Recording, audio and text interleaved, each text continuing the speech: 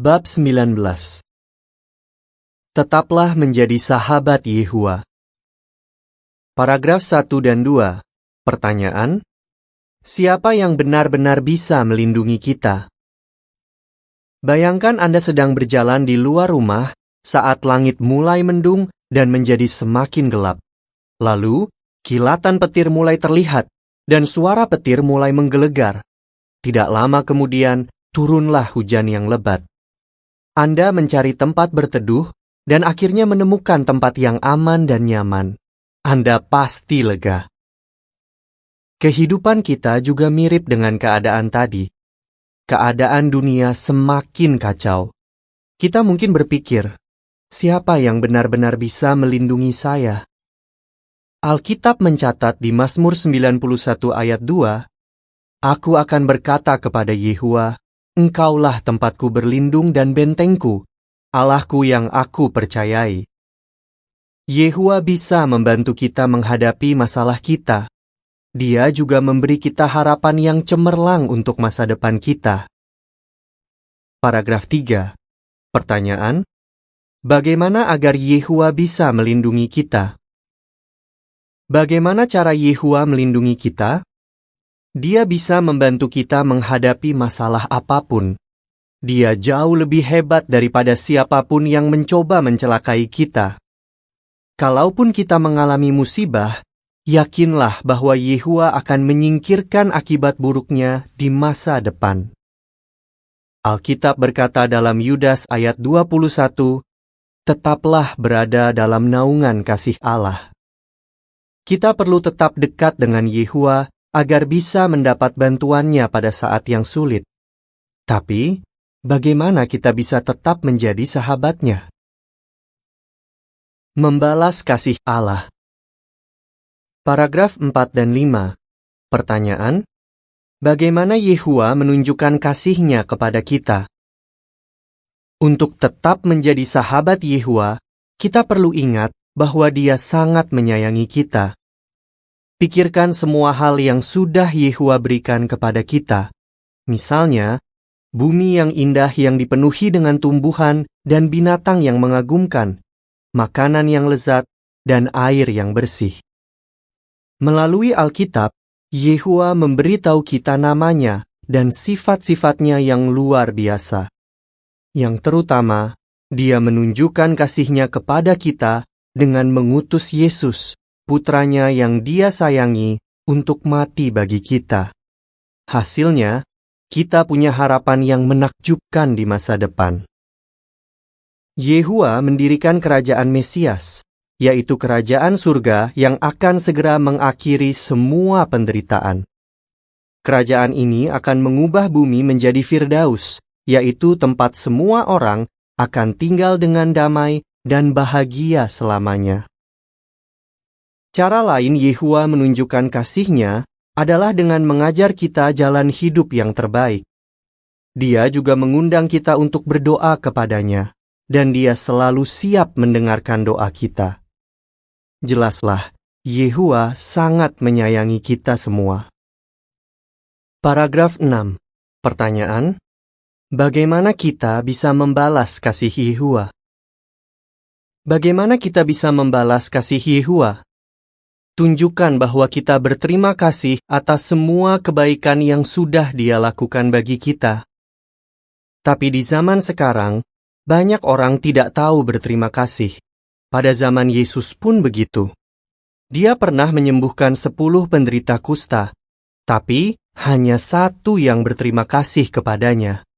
Kita mau meniru orang itu. Kita ingin selalu berterima kasih kepada Yehuwa. Paragraf 7. Pertanyaan: seberapa dalam seharusnya kasih kita kepada Yehuwa? Selain itu, kita perlu menunjukkan kasih kita kepada Yehuwa. Yesus memberitahu murid-muridnya bahwa mereka harus mengasihi Yehuwa dengan sepenuh hati, jiwa, dan pikiran. Apa artinya?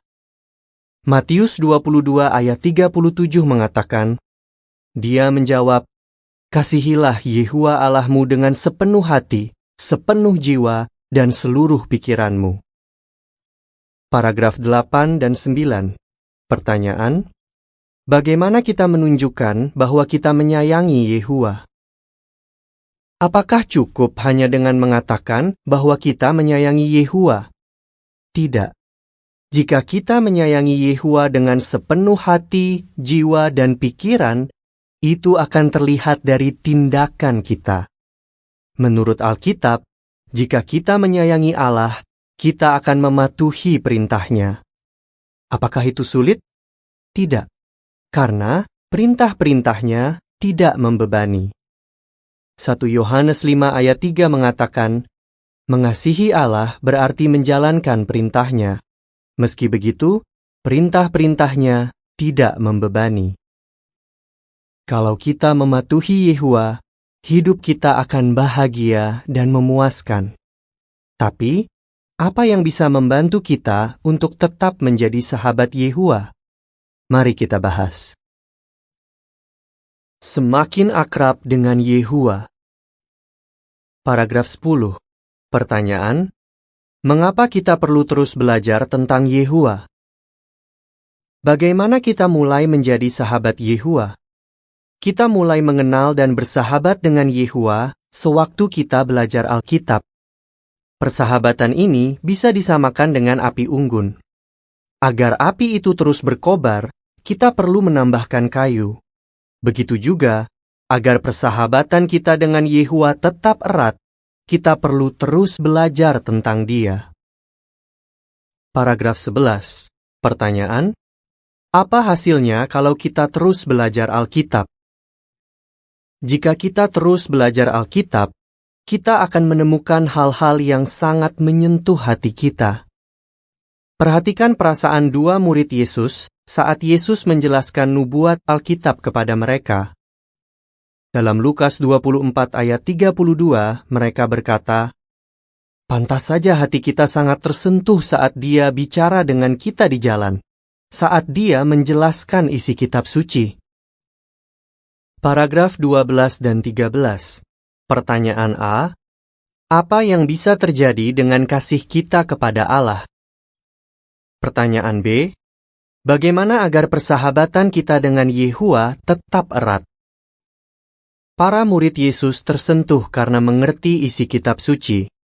Kita mungkin juga begitu saat mulai mengerti isi Alkitab.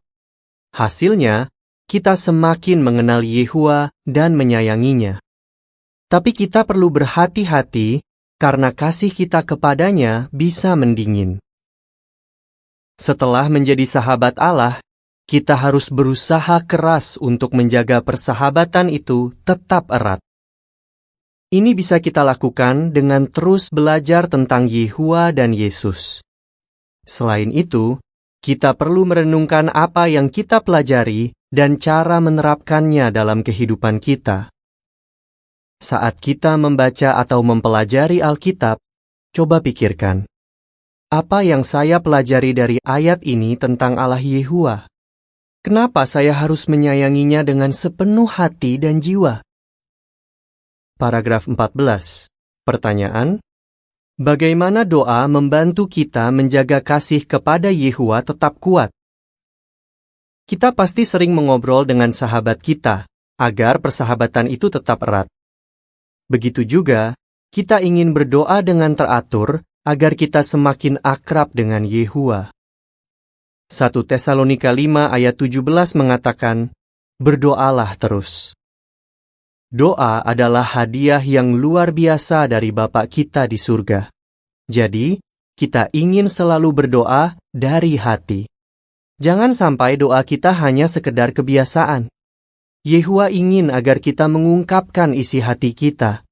Jadi, kasih kita kepada Yehua akan tetap kuat jika kita terus belajar Alkitab dan berdoa dari hati. Bercerita tentang Yehua kepada orang lain. Paragraf 15 dan 16. Pertanyaan: bagaimana pandangan Anda tentang memberitakan kabar baik? Agar persahabatan kita dengan Yehua tetap erat, kita juga perlu menceritakan apa yang kita pelajari dari Alkitab kepada orang-orang. Ini adalah suatu kehormatan yang luar biasa. Dan ini adalah tanggung jawab yang Yesus berikan kepada semua orang Kristen. Kita semua perlu memberitakan kabar baik tentang kerajaan Allah. Sudahkah Anda melakukannya? Bagi Rasul Paulus, memberitakan kabar baik adalah harta yang sangat berharga. 2 Korintus 4 ayat 7. Memberitahu orang lain tentang Yehua dan kehendaknya adalah pekerjaan yang paling penting. Ini adalah salah satu cara untuk melayani Yehua, dan Dia menghargai apa yang kita lakukan. Memberitakan kabar baik bermanfaat bagi kita dan orang-orang yang mendengarkan. Mengapa? Karena orang yang mendengarkan dan kita sendiri bisa semakin akrab dengan Yehua dan mendapat kehidupan abadi.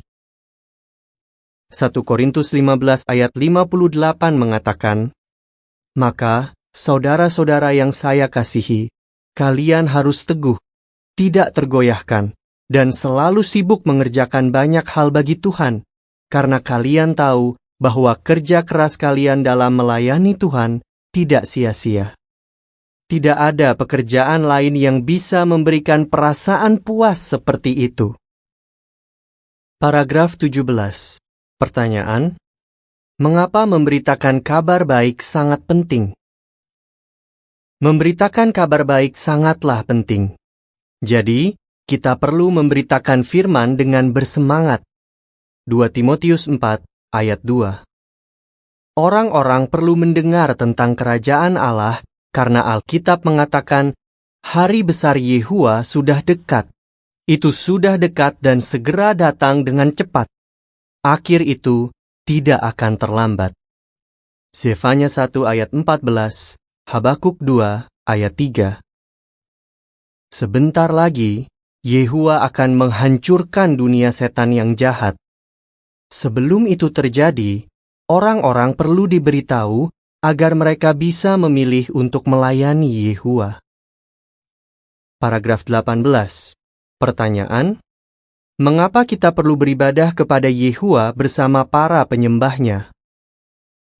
Yehua ingin agar kita beribadah bersama para penyembahnya.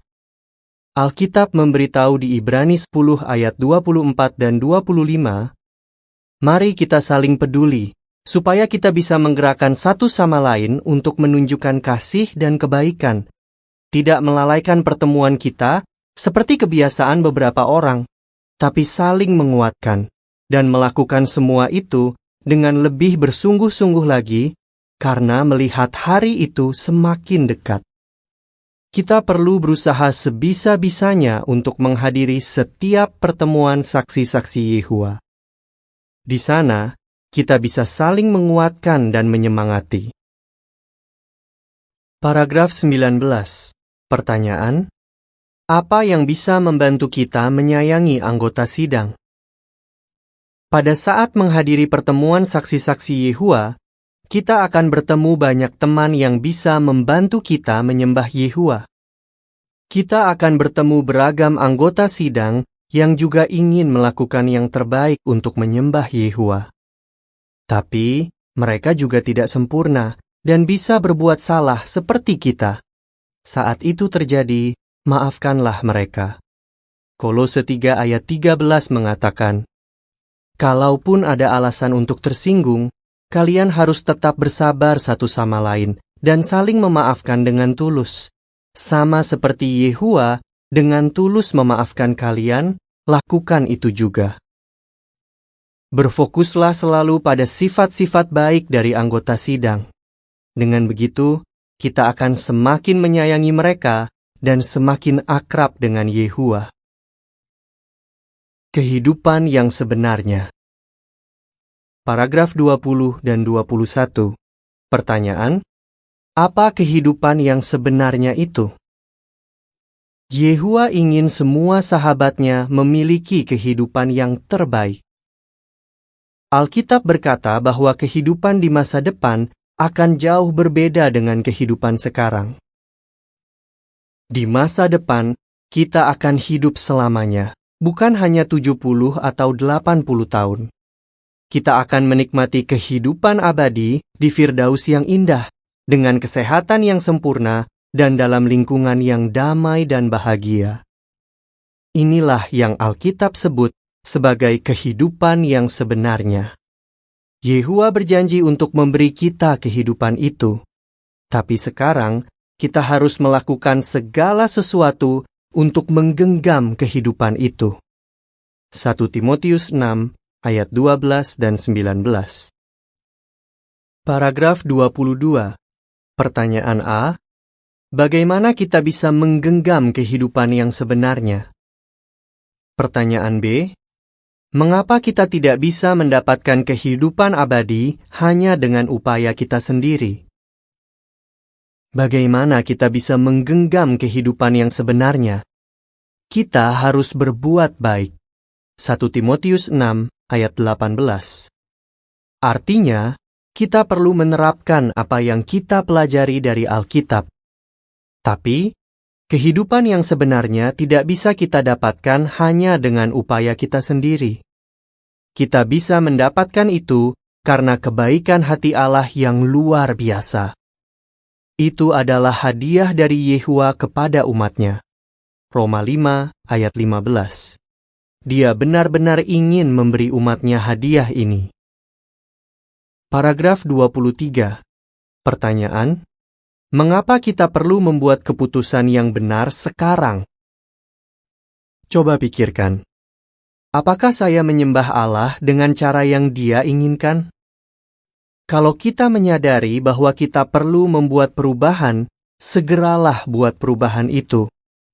Yehuwa akan menjadi tempat berlindung bagi kita kalau kita mengandalkan Dia dan melakukan segala sesuatu untuk mematuhinya. Dia akan menjaga hamba-hambanya yang setia dari dunia setan di hari-hari terakhir. Lalu, Yehuwa akan menepati janjinya sehingga mereka bisa tinggal di Firdaus untuk selama-lamanya.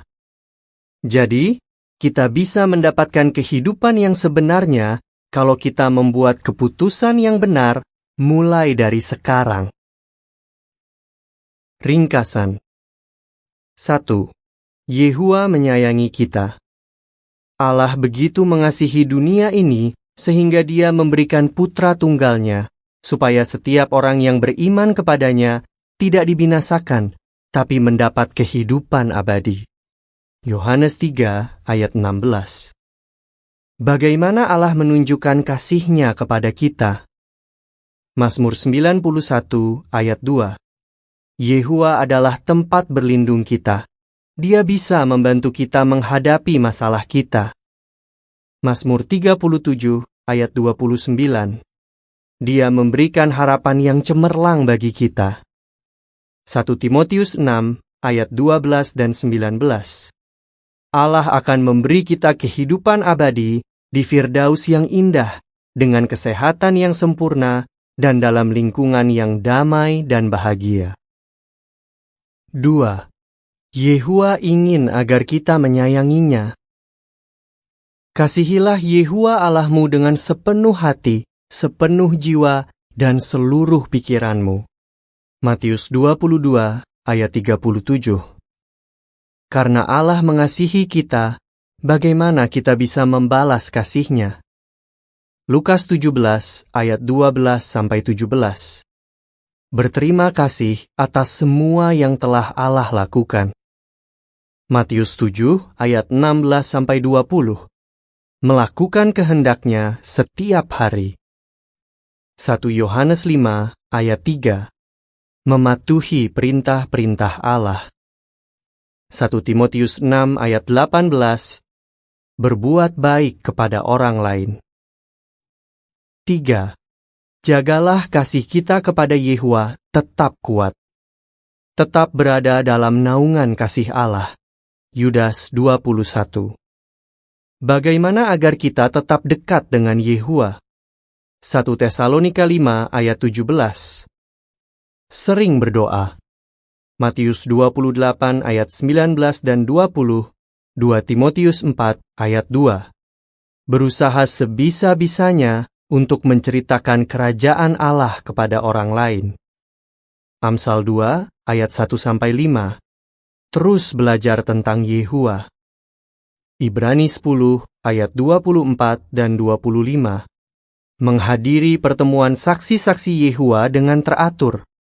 Anggota sidang akan membantu kita untuk semakin akrab dengan Yehua.